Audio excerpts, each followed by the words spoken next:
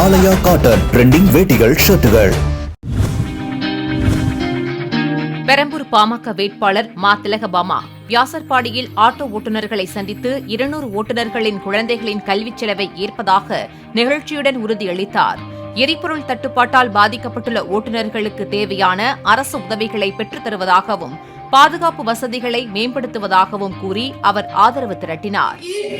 ஒவ்வொரு ஆட்டோ ஓட்டுநருக்கும் ஒரு ஃபார்ம் கொடுக்க போறோம். அதுல அவங்க குழந்தைகள் படிப்பு செலவை ஃபில் பண்ணி தந்தாங்கன்னா, ஏன்னா யார் வேணாலும் வந்து காசு பண்ணிட்டு போக முடியாது. இதுவும் ஏன் பணம் இல்லை, எல்லாரும் பணமும். அப்போ முறைப்படுத்தி கொடுக்கணும்.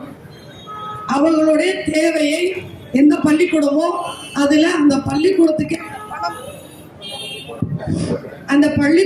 அந்த பணம் கொண்டு போய் நேரடியாக கட்டுறதுக்கான ஏற்பாடுகளை செய்வோம்.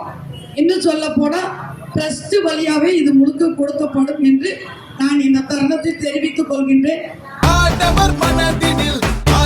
ஆலயா காட்டன் ட்ரெண்டிங் வேட்டிகள் ஷர்ட்டுகள்.